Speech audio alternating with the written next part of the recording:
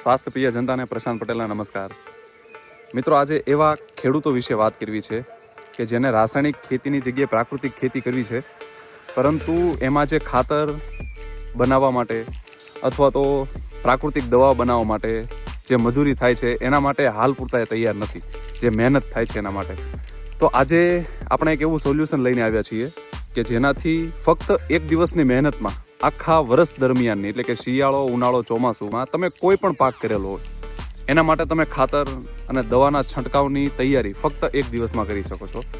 અને એના માટે જરૂર છે ફક્ત એક આરસીસી ટાંકાની, 1 કે 2 ટ્રોલી દેશી ગાયના છાણની, થોડો ગોળ, થોડી ખાટી છાશ, થોડુંક ગૌમૂત્ર અને તમારી જ વાડીનો જે જૂના પાકના અવશેષો હોય એનો ઉપયોગ કરીને આપણે આખા વર્ષ દરમિયાનનું ખાતર અને દવા બનાવવાની છે, પ્રાકૃતિક દવા.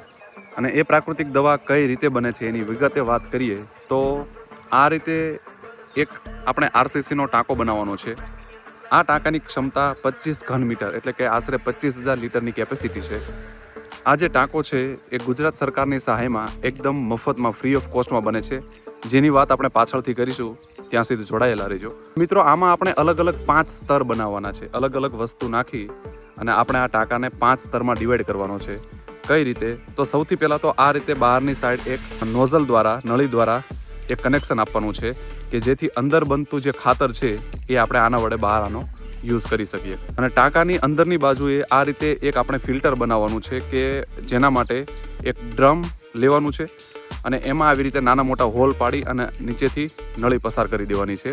અને એ ડ્રમને આવી રીતે નાની મોટી કપચીથી ભરી દેવાનું છે કે જેથી અંદર બનતું ખાતર સરળતાથી નળીમાં જઈ શકે.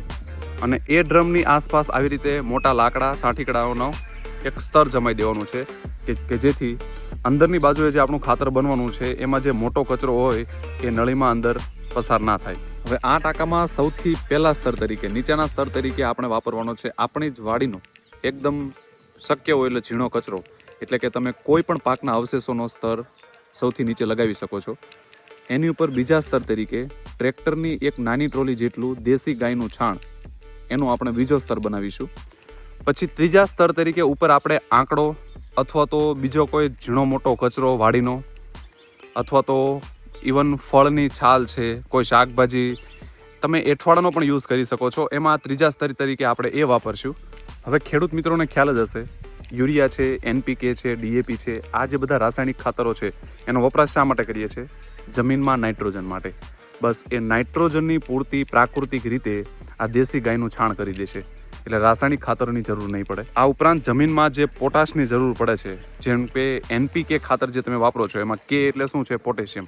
બસ એ પોટાશની પૂર્તિ આ આંકડો કરી દે છે, કારણ કે આંકડામાં પોટાશ ખૂબ ભરપૂર માત્રામાં હોય છે. પછી ચોથા સ્તર તરીકે ફરીથી આપણે 1 ટ્રોલી દેશી ગાયનું છાણ વાપરીશું, કારણ કે આખા વર્ષ દરમિયાન આપણે આમાંથી ખાતર મેળવવાનું છે, એટલે જેટલું દેશી ગાયનું છાણ આમાં ભરીશું એટલું જ એનું રિઝલ્ટ સારું મળશે. અને સૌથી છેલ્લા ઉપરના સ્તર તરીકે આપણે એકદમ ઝીણો બારીક ભૂકાનું એક સ્તર બનાવવાનું છે, કારણ કે નીચે જે સેન્દ્રિય ખાતર બનવાનું છે, જે બેક્ટેરિયા ડેવલપ થશે, જે સૂક્ષ્મ જીવાણુઓ ડેવલપ થવાના છે, બનવાના છે, એના પ્રોટેક્શન માટે આ છેલ્લું સ્તર કામ કરશે, એને બચાવશે ડાયરેક્ટ સૂર્યપ્રકાશથી અથવા તો હવાથી. એ પછી તમે જીરાનું ખાર્યું છે અથવા તો દિવેલા, એનો એકદમ ઝીણો ભૂકો છે. અહીંયા યુઝ કરેલો છે એરંડા જે હોય દિવેલા, એના એકદમ ઝીણા ભૂકાનો. અને હવે સૌથી છેલ્લે આમાં જે બેક્ટેરિયા ડેવલપ થશે, બેક્ટેરિયા બનવાના છે, એના ખોરાક માટે, એની વૃદ્ધિ માટે, એના પોષણ માટે 3 વસ્તુ આપણે ઉમેરવાની છે. એમાંની સૌથી પહેલાં છે ગોળ. 20 કિલો, અંદાજે 20 કિલો જેટલો ગોળ ઉમેરો. 20 લીટર જેટલી ખાટી છાશ, દેશી ગાયની ખાટી છાશ ઉમેરો. અને 20 લીટર જેટલું ગૌમૂત્ર ઉમેરો. અને હવે ટાંકામાં જે ઉપરનો થોડો ભાગ ખાલી છે એને આપણે પાણીથી ભરી દેવાનો છે. આ દ્રાવણને હવે 7 થી 8 દિવસ માટે એ જ સ્થિતિમાં રહેવા દેવાનું છે. 8 દિવસ પછી આવી રીતે તમે બહારની સાઈડ વાલ ખોલશો એટલે જે આવે એ આપણી વાડીનું અમૃત, એકદમ પ્રાકૃતિક ખાતર. આનો તમે સીધો સિંચાઈ માટે ઉપયોગ કરી શકો છો, ડ્રીપમાં આપી શકો છો, અથવા તો ડાયરેક્ટ ધોરિયામાં આપી શકો છો. અને જો છંટકાવની વાત કરીએ તો કોઈ પણ પાકમાં પર પંપ 15 લીટરના પંપમાં તમારે 700 થી 800 ml આ ખાતર ભેળવી અને છંટકાવ કરી શકો છો. જો પ્લાનિંગ સાથે અને નિયમિતપણે આ પ્રાકૃતિક ખાતરનો ઉપયોગ સિંચાઈમાં અને છંટકાવ માટે કરવામાં આવે તો જમીન પણ ધીરે ધીરે તાકતવર બનતી જશે અને રોગ જીવાતનો પ્રશ્ન પણ એટલો જ દિવસે ને દિવસે ઓછો થતો જશે. પરંતુ પ્લાનિંગ અગત્યનું છે અને નિયમિત છંટકાવ પણ.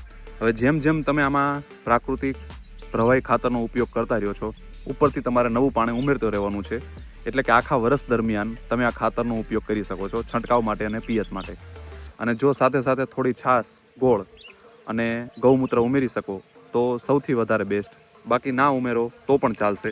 વાત રહી આપણે આરસીસી ટાંકો બનાવવાની, તો આ ટાંકો આઈ ખેડૂત પોર્ટલ પર દર માર્ચ મહિનામાં આ ટાંકો બનાવવા માટેની અરજી ખુલે છે, જેમાં સરકાર 50,000ની સબસિડી આપે છે અને 50,000માં આ ટાંકો સંપૂર્ણપણે 25 ઘન મીટરની કેપેસિટીવાળો એકદમ મફતમાં બની જાય છે. તો આ માહિતી દરેક ખેડૂત મિત્રો સાથે શેર કરી દો અને અમારી સાથે આવી જ માહિતી માટે જોડાઈ જજો.